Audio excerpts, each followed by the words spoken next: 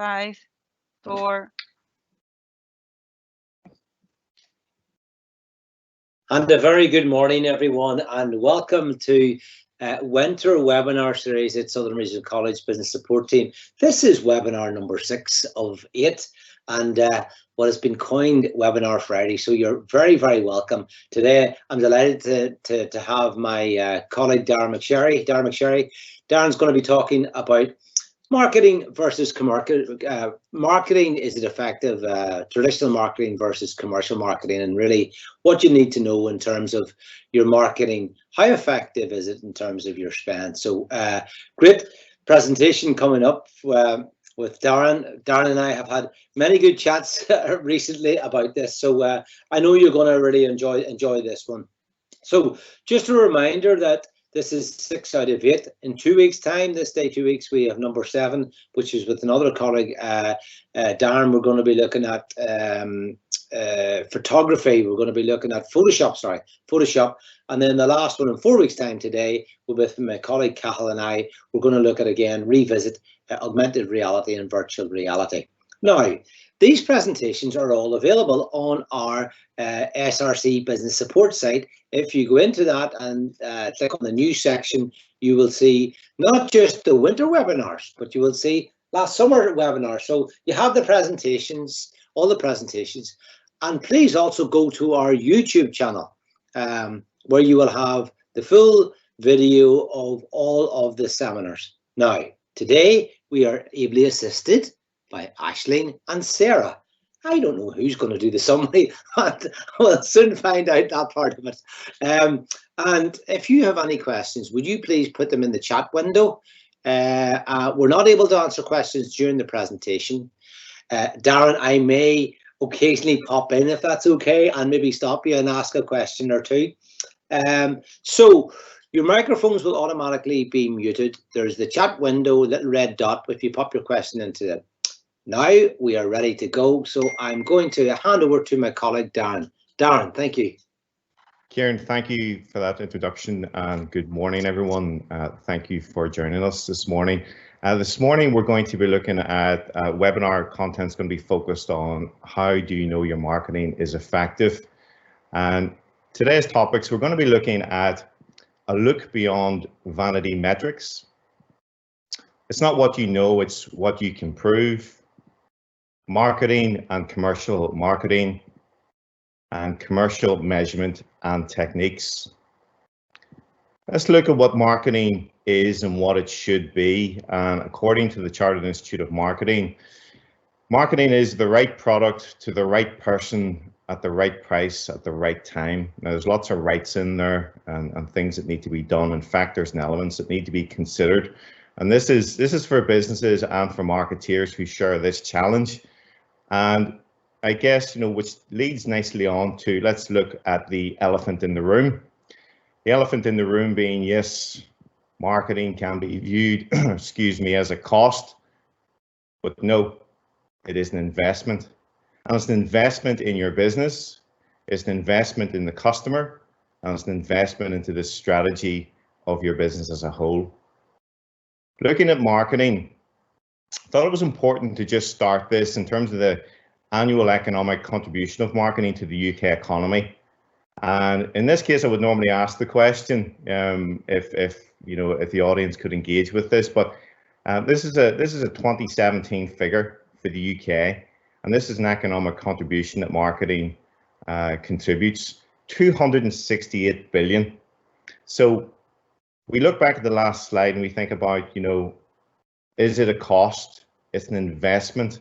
And a 2017 figure shows us that the contribution to businesses and the economy is huge. And bear in mind, that figure's 3-year-old, and a lot has happened in 3 years.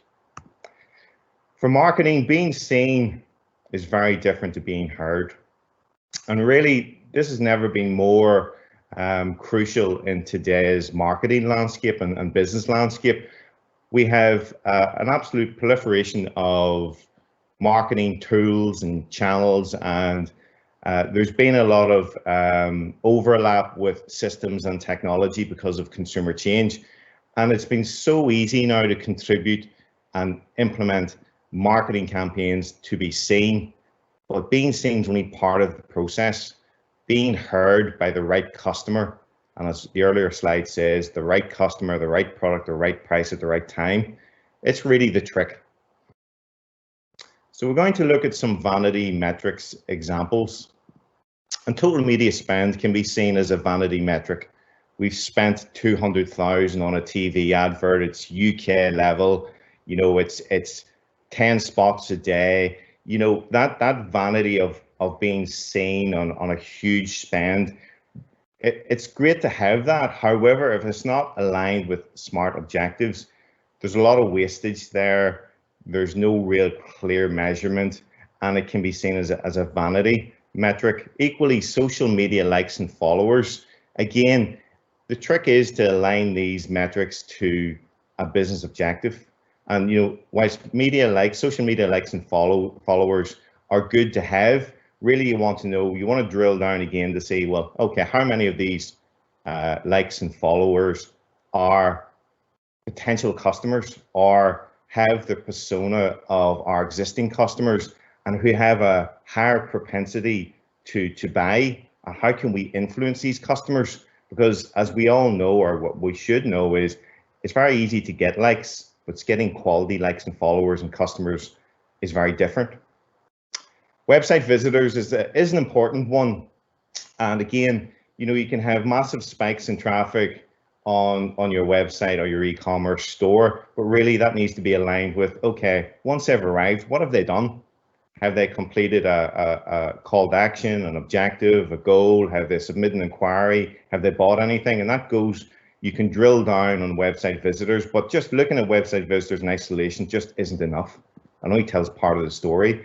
And equally, leading on to page views and impressions, you know, these metrics, they're only the tip of the iceberg, and they're only really just giving you a small insight as to what is actually happening with your campaigns and your channel marketing.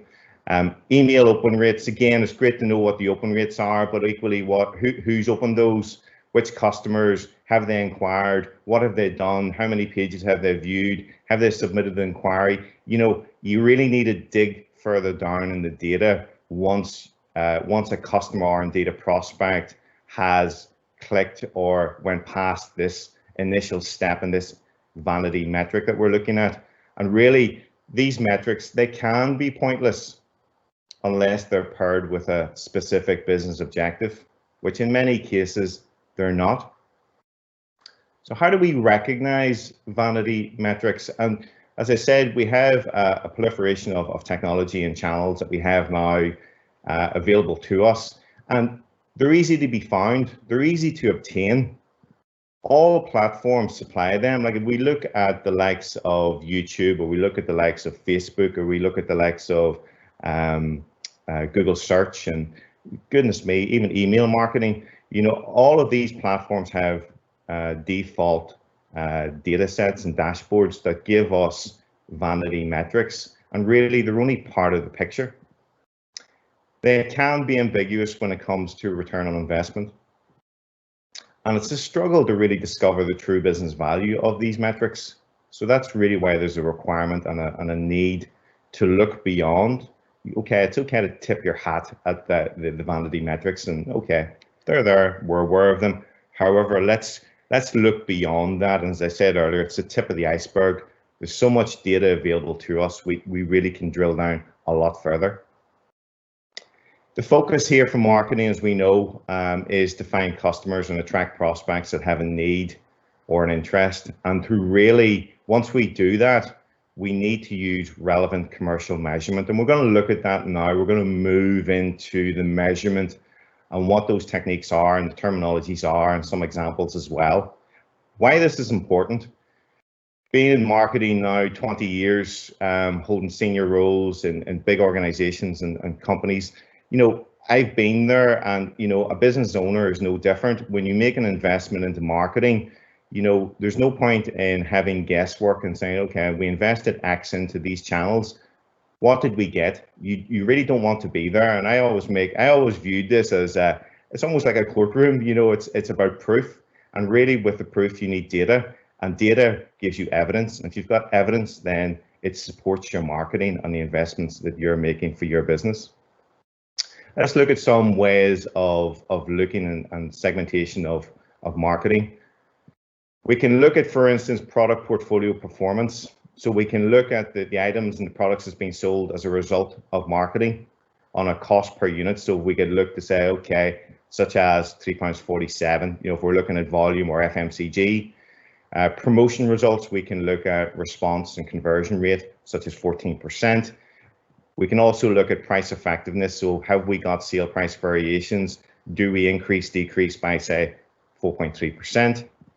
And we can also look at the channel effectiveness, channel performance, and say, okay, by the channel, have we had transactional value from that particular channel, such as in this case, £1,450? Now, what you will notice from these 4 segments is that everything on here in terms of results and metrics, they're monetized, they are financially led, and ultimately, yes, we've got the channels, we've got the segments, but ultimately we need to drill it down to a financial outcome.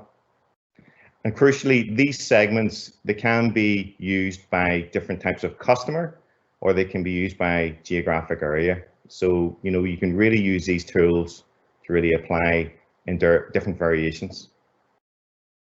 Looking at this, there's many types of businesses, and really what I want to focus on and touch on here is the business orientation in terms of the strategy. There's a sales orientation strategy, and there's a market orientation. Now, there are other strategies, but in my experience, businesses tend to fall within one or the other. The sales orientation, I really just wanted to look at this, and it is very short term. It's focused on aggressive sales, it's day to day, and short term really does dominate. Whereas the market orientation is where businesses really want to be, and really the holy grail is where you should be aiming. It's very customer orientated, customer focused, and it's integrated market led. And marketing as a function is not just the responsibility of the marketing department, it's a responsibility of everyone within the organization. And it is strategic, and it is medium to long term. So that's really where you get the long-term benefit of marketing and customer-led strategy. I'm going to look at some measurement approaches, and the measurement approaches can come in 2 forms. Systems, as I said earlier on, marketing has closely aligned with technology because of consumer change and obviously the growth in technology and the internet. And really, you can't have one without the other. And really, one complements the other. I'm going to look at the likes of online data, and for instance, KPIs, which is key performance indicators, and being able to monetize customer intent online. And a great tool we can use is Google Analytics, and Google Analytics gives you the ability to set goals and objectives aligned by channel, by marketing campaign, and really be able to drill into that and really understand is, okay, customer clicking through from a channel campaign, what have they done? Have they submitted an inquiry? Have they made a phone call? Have they submitted the contact form? What have they done? Have they bought something online? And really analytics will give you a very powerful insight to that behavior. And the beauty about it is it's free. In terms of phone calls coming into a business, there's the ability to integrate dynamic call tracking, and this can be done by campaign and by channel. So really what you have is dedicated telephone numbers that are attributed to each channel or indeed each campaign. And you can go a step further. You can have phone recording in there. You can have it integrated into your CRM system. And really what that is, it gives you data, it gives you evidence, and it gives you the basis to interrogate your campaigns better. Effectiveness of your campaigns, and this looks at, sorry, excuse me, I've gone too far. The effectiveness of campaigns in terms of the unique campaign tagging, and Google have another free tool which is called the Google URL Builder, which really from customer click to engagement to conversion. And again, this is a free tool. And again, we're going to look at this and how we use this, and I'll give you an example. This can be used per campaign, per channel, and really can be very timely and effective in measuring each of your marketing campaigns. And we're going to take a look at this and have a look at an example. So the Google URL Campaign Builder is free, it is available, and this is what it looks like. And what you see here is you've got the website URL which is the web address. So if you want to put someone to direct customers or prospects to your website or a product page or specific page within your website, you've got campaign source, which could be Google, a newsletter, an email campaign, Facebook, for instance. Your campaign medium, which could be, again, Google, it could be social media. You've got your campaign name, your campaign term, and campaign content. And really applying that, we've got the same criteria here, and I've put in some examples. So I've used the SRC, Business and Innovation Team, as an example, and that is the web address for the Business and Innovation Team. The campaign source is going to be Google, and the campaign medium is going to be paid search, also known as CPC on analytics, but that's for another day. Campaign name is Innovate Us, which is one of the programs that the Business and Innovation Team offer to SMEs. And the campaign term is business support. Now, the campaign content is Innovate Us, which is the program, and it's Q1. So really what we've done there is we've made the campaign, and we're going to use and customize the web address that we're going to use in the campaign. And all of a sudden we've got some telltale signs there that we can use to reconcile the performance of that campaign. Let's go a step further. Let's look at how this looks once it's applied. Here is, hopefully you can see that. It may be a little bit small depending on your screen size, but what this has done is taken the web URL address on the left-hand side at the top, and it's added in these other elements, these other 5 elements. So we can see here, Google is the campaign source, the second one on the red on the right. We've also got paid search, the third box highlighted in red. We've got Innovate Us as the campaign name. We've got business support as the campaign term, and the content itself, Innovate Us Q1. Now, what that's done is added clever, for want of a better word, breadcrumbs that can be followed and tracked from your campaign. This web address would be applied to a campaign by SRC, and ultimately you as a customer or business who receive this will click on it. And next time you get something through from whether it be your bank or a service partner or Sky or someone, have a look at the click when you click through on whether it's an email campaign or a Google ad or Facebook, and have a look, because the telltale signs, you will look at web addresses differently. And this is really what the web address looks like. Now this is can be quite long, but there's tools there as well. You can shorten that URL down and ultimately it'll give you the same desired tracking ability. And this data can be reconciled in the free tool I referenced earlier on, which is Google Analytics under your account module.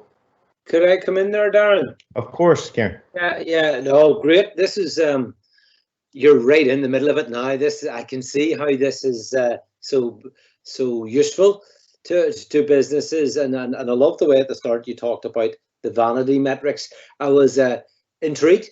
I didn't know what you were going vanity mirror, and now I get it. There's no point in having these stats if they don't mean anything. So this URL campaign builder, very, very useful. So yes. What I'm thinking here, let's say, is what we're looking at here, Darren, is that for this, it says paid search. So for anyone maybe who doesn't know, is this for like a Google AdWords campaign? Yes, Karen. Yeah. So it would be, in this case, absolutely, Google offer the ability to run ads and put your adverts at the top of Google for particular keywords and geographic areas. There's a whole section on this, but yeah, it's a Google paid ad.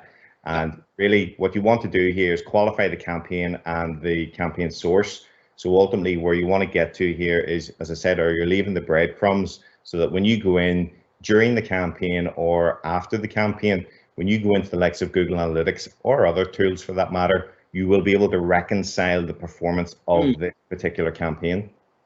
And this example, just again, maybe for anybody who hasn't experimented with Google Ads but is interested, and I know only a little bit about analytics.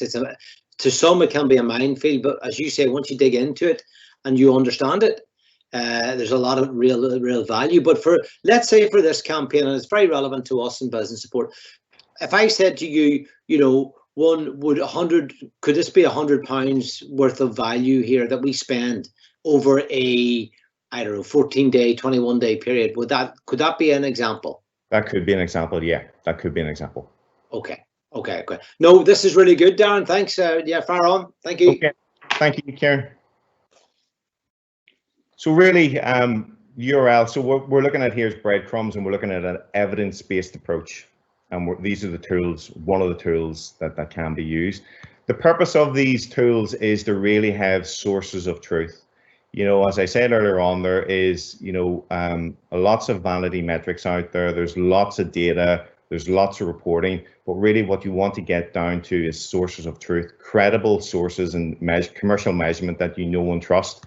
And really the purpose is, you know, really you want to understand the customer traffic, customer engagement and intent, and ultimately get conversion metrics that can be read and analyzed side by side. So what are we saying there really in short, Darren, is you really want to look at customer and prospect intent and their propensity to buy, or their measurement of their buying behavior, and being able to really align that with conversion metrics and to be able to read and analyze that side by side. You know, that's important, you know, and really when you look at marketing, it's very easy to do marketing campaigns, you know, and it's very easy to get it wrong, and it's very easy to spend quite a bit of money. But really where marketing really comes into its own is when you're looking at the commercial end. What impact did it have on your business? So moving on, how do we bridge the divide here? And what we're going to look at is some commercial terminology and techniques. And really what I want to keep coming back to is being data-led and conversion-led. That's important. You know, that really should be in the mindset of businesses and marketeers, as being data and conversion-led, and looking at the right data and having the right conversion metrics to really refer back to. So let's explore. Customer acquisition cost is one example in terms of, and you'll see it's monetized as well. There's a financial element to this, whereby you're looking at the acquisition cost. What is that? Cost per thousand, CPM, can be also CPT, but really the official is CPM. Cost per thousand. So how much is it costing me to reach each 1,000 people? If it's 100,000 people, how much is it costing for each 1,000? And really, you're looking at how efficient your marketing has been in this example online. Cost per action. So in terms of intent, customer intent, when they come to your website or they come to your e-commerce store, in terms of the actions that you have programmed and preset into the likes of Google Analytics with your goals and objectives, and you've aligned those with the campaign and filtered them down, you should be able to see exactly what has came from each campaign and what has resulted in terms of customer or cost per action resulting from that. Cost per lead or cost per prospect.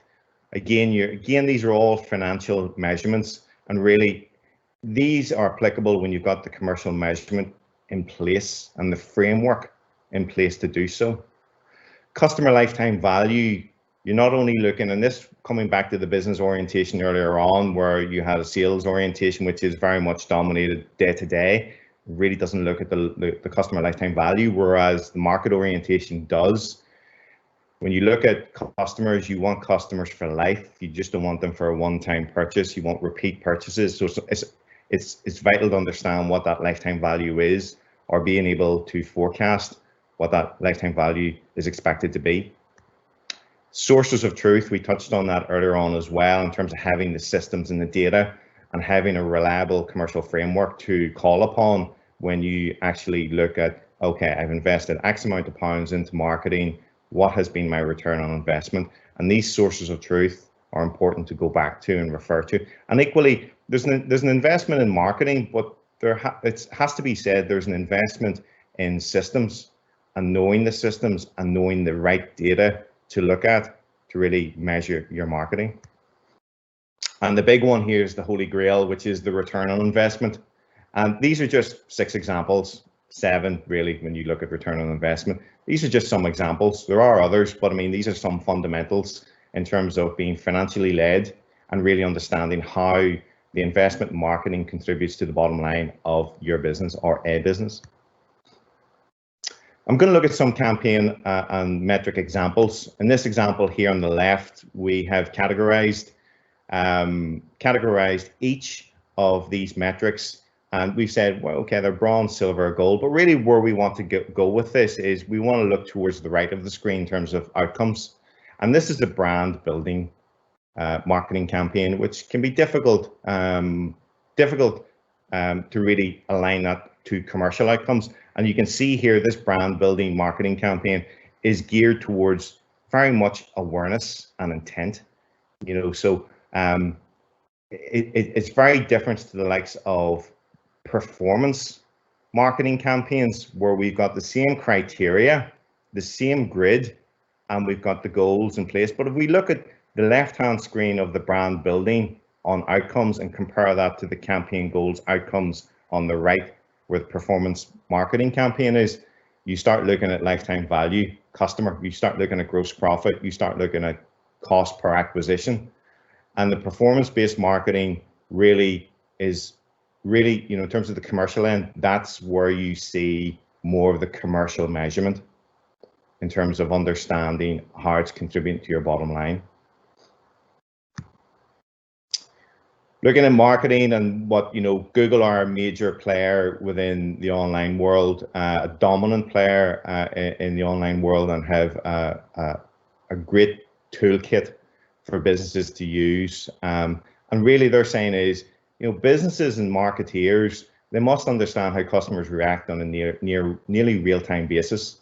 And really, what are we saying here? Measure, adjust, and optimize. So really, businesses have to be very agile in their approach to marketing. And really, this all feeds back to the systems and the data and the commercial measurement. So let's look at a summary and a quick recap of what we've looked at this morning. We've looked at vanity metrics. And yes, they're easily found, and they don't always align to a business objective. And it's important to do that. Classify marketing metrics based on a business impact. And we looked at some of those business impacts there on some of the earlier slides on the grids, and how they can and will impact and what the opportunity is. Type of business in terms of the business orientation, whether it's really short term in terms of sales orientation or market orientation, which focuses on the customer, the lifetime value, and medium to long term strategic approach to marketing, and really an investment approach. We've looked at the alignment of data with systems and sources of truth, because without the data, the systems, and the sources of truth, the commercial measurement can be very difficult to do, because you really need the data, the systems, and the sources of truth to do so. And we also finally, we looked at 7 or 8 examples of commercial metrics and techniques and terminology. We also looked at strategies in terms of segmentation, whether it be channel, product, price, and we've looked at those variations, how we can really apply the commercial measurement and the techniques needed to really understand your marketing investment for your business. Thank you for this morning, everyone, and I'm happy to take any questions from our delegates this morning.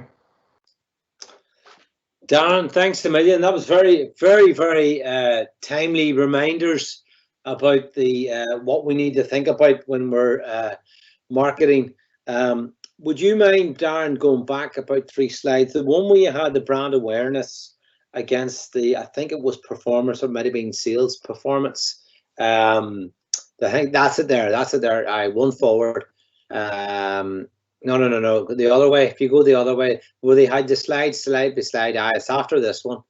As we're waiting for this to come up, I mean, I think just for the audience, for me anyway, you said some really important things that I think, again, in your summary you highlighted, but I'm going to reiterate, if you don't mind. You said being seen is very different than being heard.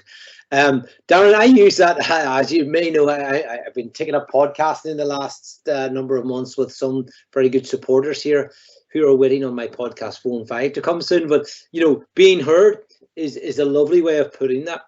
And I got that. And, your analogy there, and you showed the courtroom, I was thinking, what's this about? And then you said it, proof equals data equals evidence.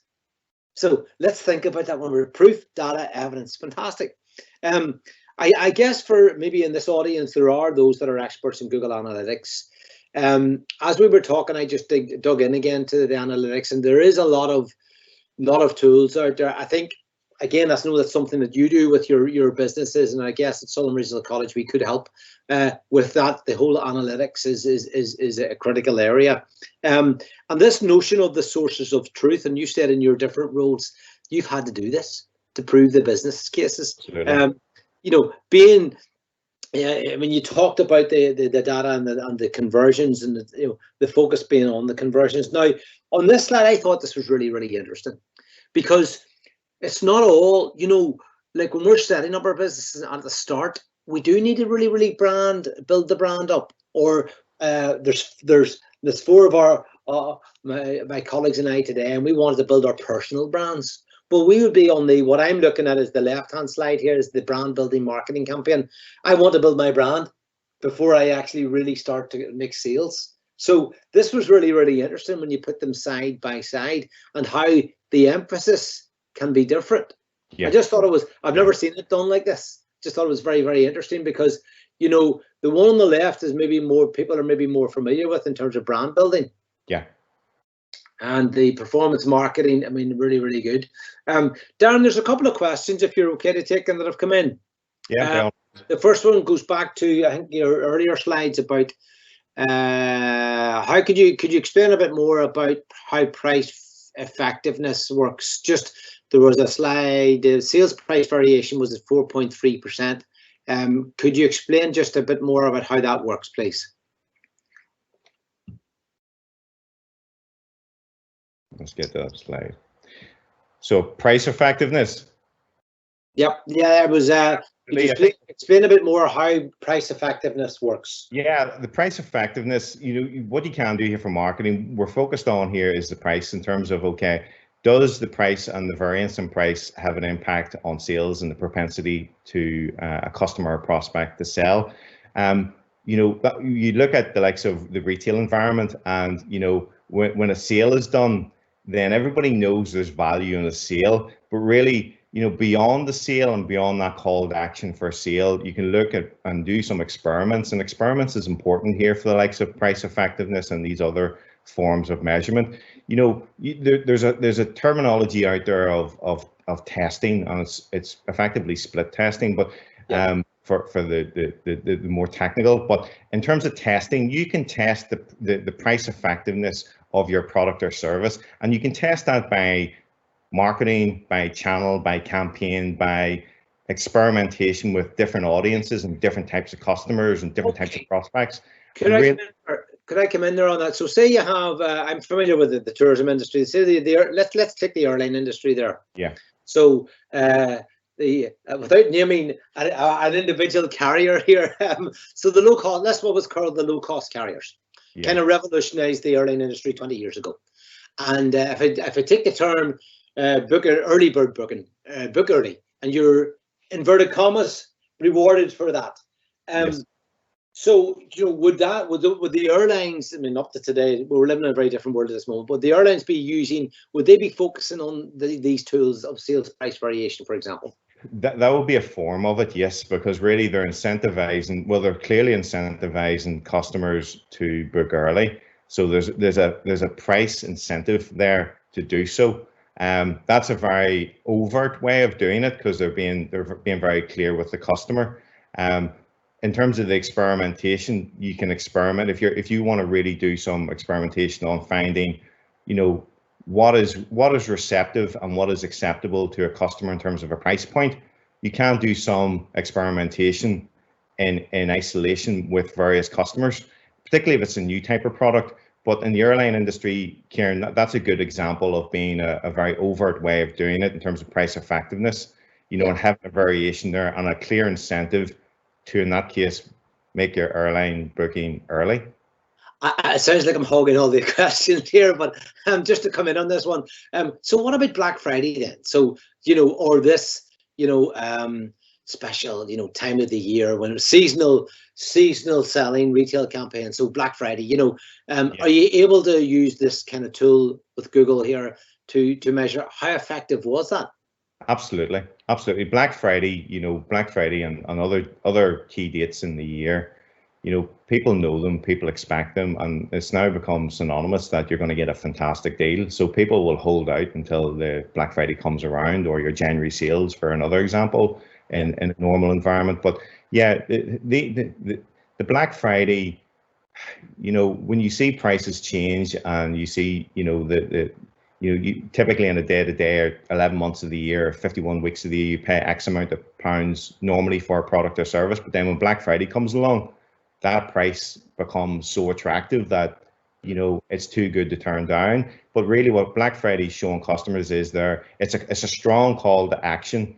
It's a known date, and people have that sort of propensity to buy on Black Friday because they know from the get-go that there's going to be added value with their price. A wee bit of social conditioning going on there, I would say. Absolutely, yeah. That's why we have these lines in the sand. You know, for any business, they have, like, so you have a spring sale, you'll have a Christmas sale, you'll have a summer sale. Do you know what I mean? When you look at a calendar year for any business, there is these conventional dates and lines in the sand where there's a strong call to action, whether it be a sale of sorts or value-based marketing, and price effectiveness definitely plays an active part in influencing and converting customers. And it's a very, very powerful tool because we all want to get value in our purchase. Yeah. Okay, Darren, there's still a couple of more points here. I mean, you went through, I think it was your other slide. I mean, and I guess for anyone who's not from an analytics or marketing analytics background, but I mean, you had CAC, CPM, CPA, CPL, CLV, and the sources of truth, SOT. So I have some understanding of those, and I guess what you would be saying here is, you know, you can't in 35 minutes, you can't really drill into all of these, and I understand that. But you're saying, like, this is where, in terms of commercial marketing, you really need to be considering. If we were to take maybe one of them that some in the audience may have more familiarity, maybe the customer lifetime value, and that's a question here. Can you give us an example of how, in a simple terms, a customer lifetime value, how this works in terms of marketing? Because I'm thinking anyone listening to this might tune into that. I certainly know an old adage is, you know, we spend so much of our efforts, the old classic 80-20 rule, so much of our efforts chasing new customers when, you know, why don't we actually stop and look at the customers that we've had and revisit those, the ones that were loyal to us? And I'm just wondering, could you give us a simple example of how a customer lifetime value works? Yeah, listen, you hit the nail on the head there. I did consider the 80-20 rule when I was looking at this presentation, and, you know, that's a great analogy to have in terms of that framework. But in terms of customer lifetime value, it feeds into the CRM strategy, so the customer relationship management of any business. You will know your customers, or you should know your customers, and really what you're looking at there, depending on the product or service that you're offering, you know, if there's repeat purchases, or there's subscription based, or if it's FMCG, you'll have some understanding, or you should have some understanding on the propensity to buy and the frequency of the purchase. So really what you should be able to do there is forecast what that customer value is from the outset on an annual basis, and you can actually forecast it on a lifetime basis in terms of, okay, over X amount of years, the life of that customer engaging with the business. So if it's providing a business service or product or a repeat purchase, you should be able to look at the data to understand the frequency of the purchase, the value of the purchase, and really make some calculations based on per annum what that customer is worth to you and your business in terms of financially, but over the customer lifetime of that customer engaging with you as a business, what that customer lifetime value is going to be. You can forecast that, and you can anticipate what that value is going to be. So can you, on that, I'm thinking, I'm not going to name the brand, you can guess this one. I'll say this much, it's a Northern Ireland brand. Yeah, I'm into cycling. I've been with them for, oh gosh, giving away here 10 plus years. And I'm regularly targeted by them. I don't know how they do this, Darren. I'm regularly targeted by them, and I'm going, how do they know? Now, I know I'm maybe going off on a tangent here. How do they know I need that? How do they know I need gloves? How do they know I need winter cycling shorts? How do they know all that? So I'm guessing this company has obviously, they have a value for me as the customer, what you're calling a CLV here, customer lifetime value. And I guess when you have that value, do you then adjust your tactics to the ones with a higher lifetime value? I'm just wondering. Yeah, you should do, because obviously they're going to be worth more to the business, so, and they've got a higher propensity to buy from you as a business. So that in that example, that bike store, for idea who they are, they will know of you. Of course, they will know what your previous purchases are. If they're doing their job, they will know in terms of what your online behavior is, and you know, they'll have an idea of what you're looking at. I'm sure there's some campaigns running off the back of that, the likes of Google remarketing. So you probably at some point or another been looking at gloves, or maybe expressed an interest in gloves, and you've left those breadcrumbs behind you on the internet, or indeed leaving their website. And what that business has been clever enough to do is to remarket those gloves to you through the Google network, or they have targeted you through social media, whereby maybe you've engaged with a post on gloves or accessories. So they have identified you as a customer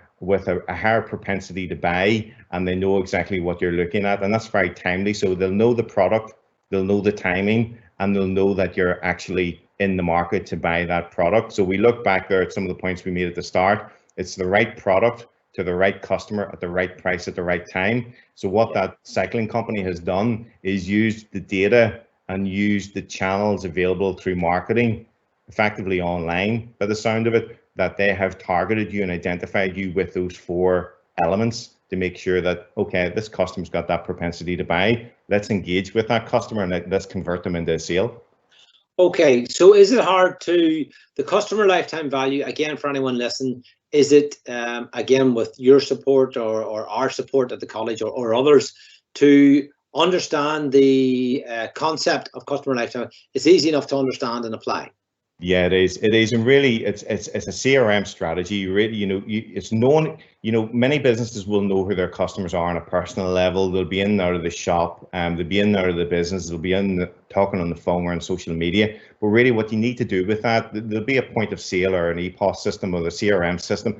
Really, what you want to have is having that customer names and addresses, obviously obliging with GDPR and data protection, but you would have all their details, their personal details, their contact details, and what they purchased from you as a business. And really that's a sort of fundamental starting point in terms of understanding who your customers are, what their value is, and really then start working on the customer lifetime value and nurturing those customers into the. I think that's a fantastic concept, and really do. I know in the olden days prior to this, and you come back to somebody that ran a pub 30 plus years ago, you knew face to face who your customers were, and occasionally you might have said, listen, that's on the house or whatever it is, because that, or it came to a certain time of the year and you might have had them a complimentary drink or whatever it was, but you actually knew your regular customers as you would in any retail environment. You know what, Darren, you're doing here is you're setting up another workshop on remarketing, here. So in this presentation, it's very, very interesting. Darren, as ever, there's lots that you and I could talk about, but I'm just not so sure that everyone might be with us, because we could be chatting for the next couple of hours. There's a lot of real excellent value here in your presentation today. I've thoroughly enjoyed it. I see there's a couple of more points, but Aisling has been able to answer them. There's from Monica and for Emily. Yes, thanks, Aisling. Yeah, today's presentation is available to everyone, and it will be again on our YouTube channel. Thanks for that. Darren, I don't see any more questions, so I'm going to wrap up my end of it. And thanks a million for this. I'm going to hand over now to Sarah, and Sarah is going to talk to our audience about the support that's available at through our business support unit at Southern Regional College. Thanks, Darren. Thanks, Sarah. Thank you. Good morning. Thank you to Darren and Kieran for this morning's presentation. I'm just jumping in quickly to talk briefly about some of the funded support available to businesses through the college. First up, we have a new programme funded by the Department of the Economy, called the Skills Intervention Programme, and it's available to individuals who've been financially impacted by COVID-19, maybe through furlough or redundancy. This offers a range of fully funded accredited courses that you can do for free. Also, we have the Skills Focus Programme, which is available to social enterprises or businesses with less than 250 employees and enables them to avail of accredited non-mandatory training. This is also funded by the Department of the Economy. The Innovate Us programme enables small business to avail of up to 60 hours mentoring or on an innovative activity, like a new product, process or service within your business. And this is also funded by the Department of the Economy. The innovation vouchers through InvestNI is currently open, and they enable small businesses to avail of R&D opportunities and resources for innovative solutions for business issues. Although it's important to realise that with this programme, there is the VAT element. The college also offer larger programs such as higher level apprenticeships, KTP, Fusion and Co-Innovate. So really, if you have any training needs or any you want any advice, please get in contact with us at betterbusiness@src.ac.uk. And lastly, we have 2 more planned webinars, as Kieran discussed earlier. Darren Haughey will be here on the 12th of February to talk about photography and Photoshop for business. And our very own Kieran and Cathal will be back on the 26th of February to talk about using AR and VR technologies to help sell arts and crafts. So just after this session wraps up, we'll be sending out an evaluation form. We would appreciate any feedback or on areas that you would like us to cover in future webinars. So that's it from us today. Thank you again for your time this morning, and we'll see you soon. Thank you. Bye.